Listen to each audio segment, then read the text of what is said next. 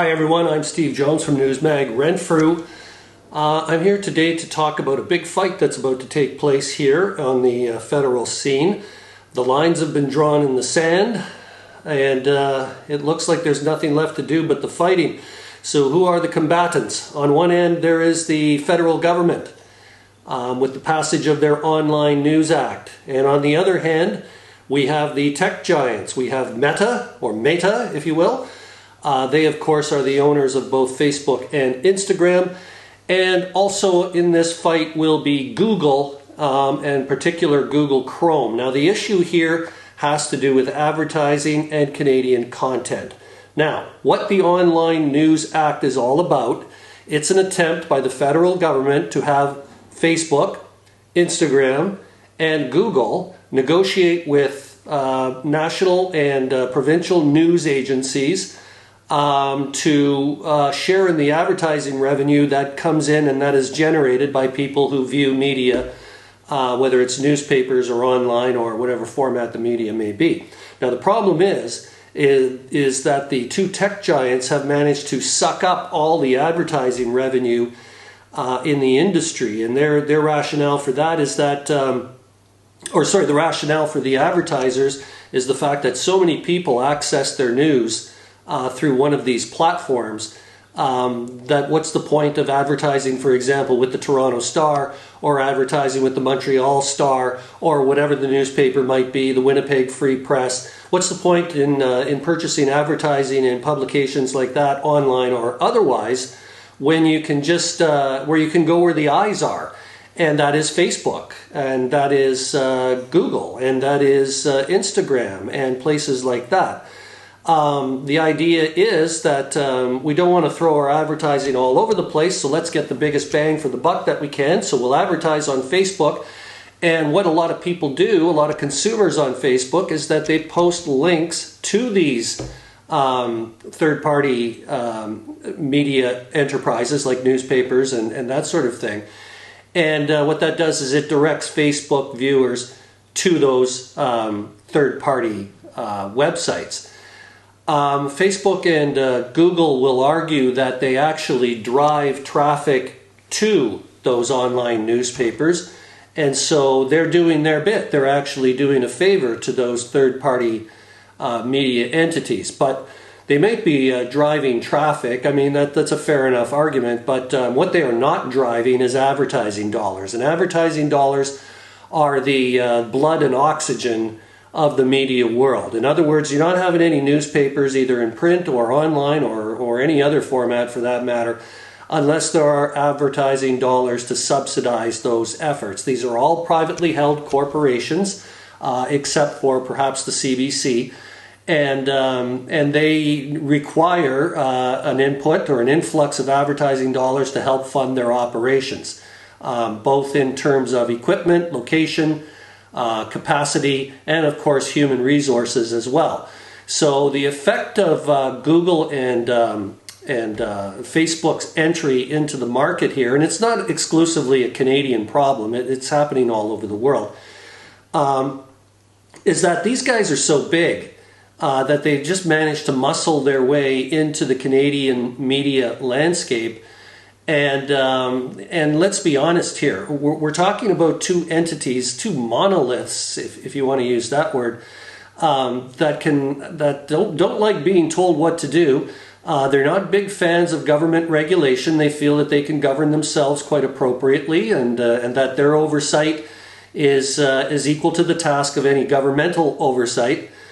And when push comes to shove, they will push and they will shove. And in fact, they've demonstrated already previously in Australia, for example, that they don't mind throwing their weight around and throwing threats around to get their way. Now, the Australian government, I think this was like a couple of years ago, passed a piece of legislation that is very similar to the current Online News Act of the federal government here in Canada.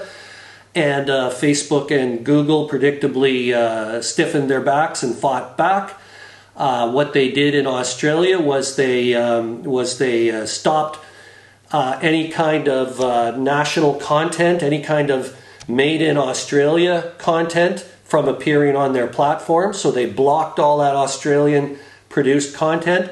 And their strategy was that, in their minds, the people of Australia were so entrenched with using Facebook as a place to get their news and information that they would somehow generate an uprising against the government policy and come to the defense of Facebook in its struggle against the Australian government. Facebook banning news is terrible, actually. I do use Facebook. It seems to be a catch-all, and I can get all of my news in the one spot. They're so big and so widely used by Australians that people will just revolt against it. Like, honestly, especially the younger generation.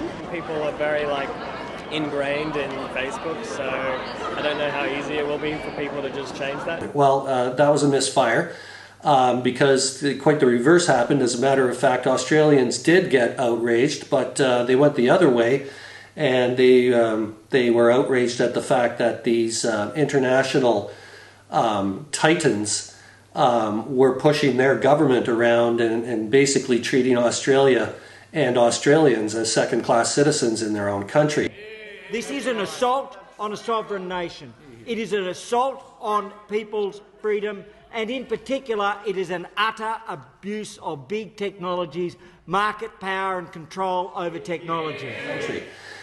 So as the result of that, agreements were signed between Meta, or Meta, if you will. I'm just going to say Facebook because I know how to pronounce that.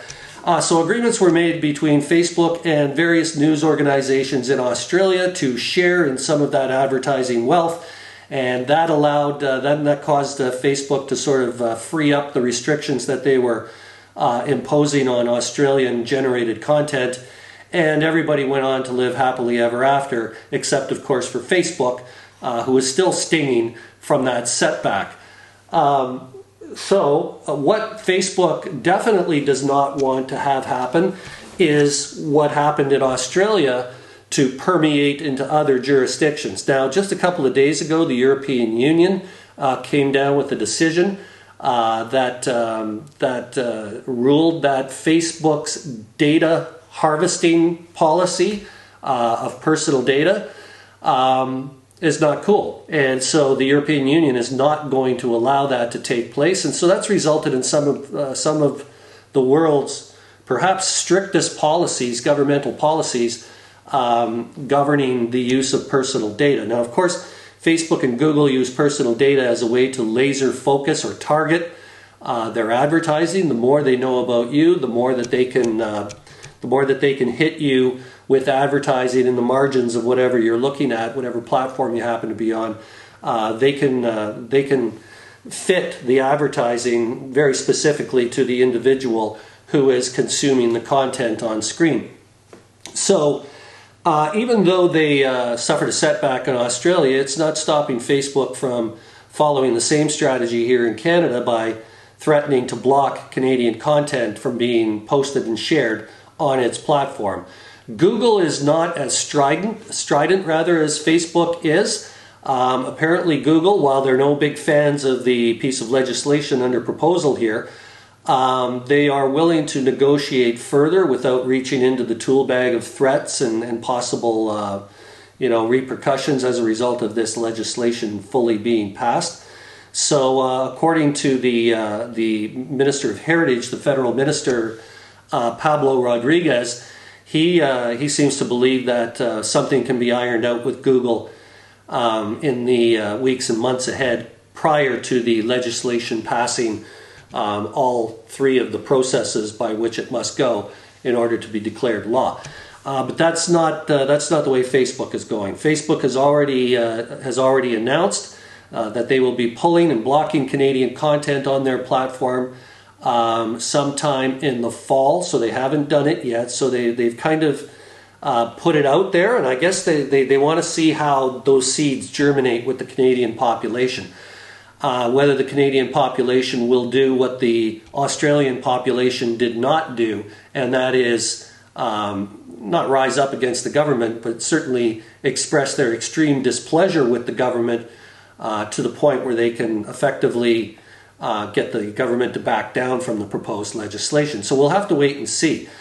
Facebook, to its credit, and to date, has entered into some arrangements with some media enterprises in Canada. I know that they have an agreement with the Toronto Star, whereby they will post Toronto Star content or Toronto Star originated content on the Facebook platform in exchange for a sharing of those advertising dollars.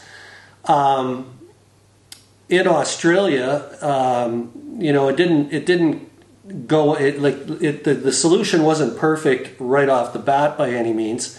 I believe it was Google that made a concerted effort to try and ignore or override or do an end run around the Australian legislation, and the Australians responded with some of the terms of the regulations that were part of their legislation. And I think in one case, Google got hammered with a $3 billion or perhaps even as high as an $8 billion fine for operating outside the spirit of the Australian law. So Google and Facebook are extremely anxious to not have that happen here in Canada. And particularly, they don't want another setback in Canada because they know that the European Union are looking at what's happening here because they're going to propose the same sort of thing over there. And even more viscerally important to these tech giants is the fact that the United States federal government is looking into the same sort of thing, almost viewing Facebook and Google as two monopolies in the field, that they are giants among themselves and they just suck up everything around them. And all the advertising money and all the generated revenue flows into their hands. And in the meantime, we have significant Canadian media assets that are downsizing, laying off hundreds and even thousands of staff, closing down news stations in cities that used to serve as local generators of local content. Those sorts of things are going away to an alarming degree, and so and now we've got a situation where places like CTV and Global and CBC were required to have a local presence in significant areas of population, to at least have a regional presence, and because of the cutbacks that have happened as a result of the decline in revenues from advertising. Those local and regional news gathering and newscasts aren't happening anymore. And where they are happening, they're significantly scaled down and at risk of being eliminated altogether. So, that's basically the nature of the fight. So I suppose it's going to be one of those cases where we see who blinks first. Now, in Australia, it was Facebook that blinked first. Facebook is trotting out the exact same strategy here. The federal government has responded by pulling all their advertising that they put on Facebook. So this isn't by any means huge, but the Canadian government, I think, spends in the area of $10 or $11 million a year on advertising for Facebook.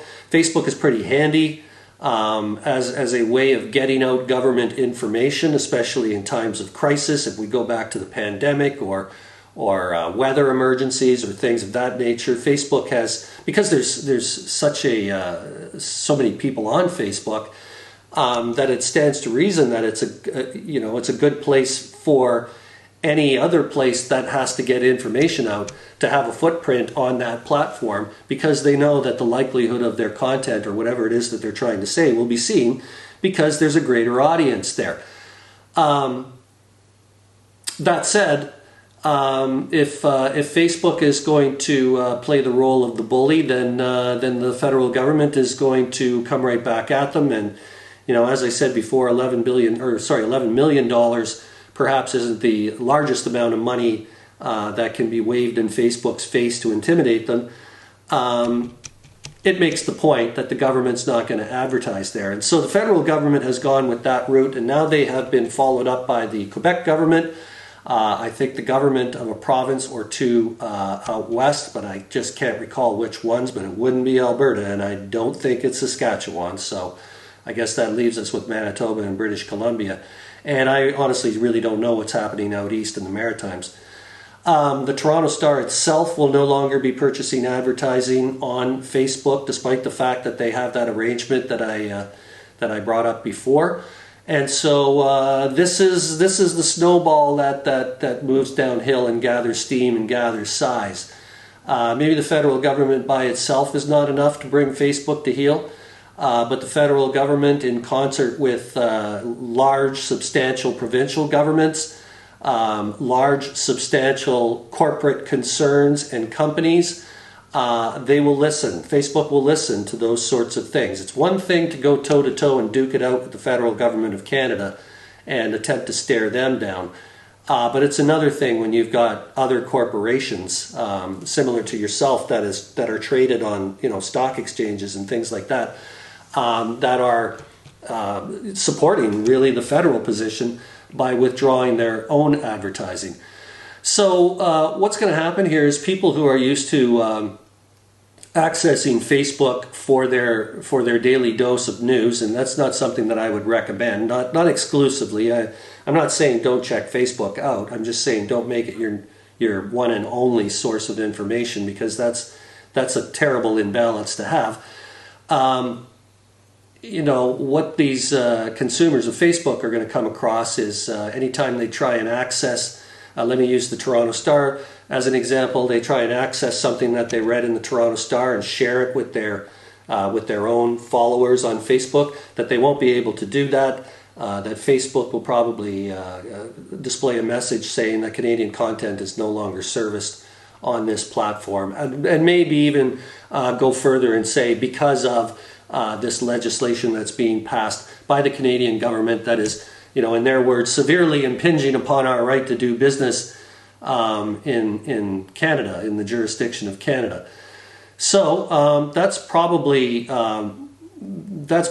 where it's going to go. So we'll have to wait and see whether there will be an uprising of mom and pop Canadians across the nation who are so desperate to share their links to other media sources on Facebook that they're going to express significant displeasure with the government to the point where they exert political leverage on the government to either change or withdraw the legislation.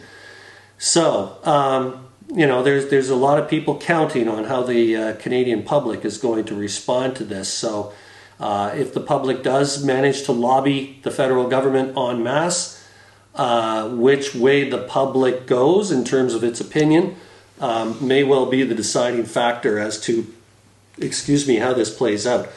Whatever you want to call it, this back and forth between these tech giants and the government of Canada. If you look at what Facebook in particular is doing, there's no other word other than hardball. That's what they're playing, is hardball here.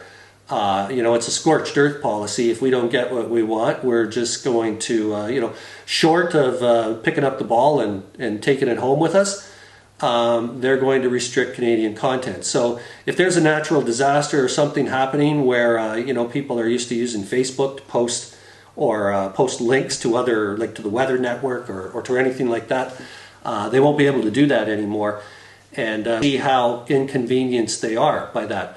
You never know, it might cause Canadians to, rather than rely on Facebook for everything, they might just actually be inclined to check out the Weather Channel on its own. Or if you want to find out what the Toronto Star or the Ottawa Citizen or the Toronto Sun or the Globe and Mail or the National Post or you name it, if you want to find out what they have to say about anything, then maybe you'll visit their website, and maybe you perhaps could subscribe, buy a subscription, or whatever else generates news revenue for that particular news platform. We mentioned about the European Union's decision, and so politically, the Liberals, it's their legislation, so certainly they're supportive of it. They have the support of the New Democrats as well, and the Bloc Québécois. Now, the Conservatives, predictably, are against it, because that's what Conservatives are like. They don't seem to be for too much of anything, but they're definitely solidly against a lot of stuff, particularly if it has the stench of liberalism attached to it. So blinded are they by the hatred, their personal hatreds for the Prime Minister and the governing party. So that's that. So it begins. We've got a fight between the two tech giants, and we've got the federal government on the other side. And we're just going to have to see. It's going to take several months for this to play out, because Facebook's threats don't take hold or they don't begin until, I think, sometime in the fall.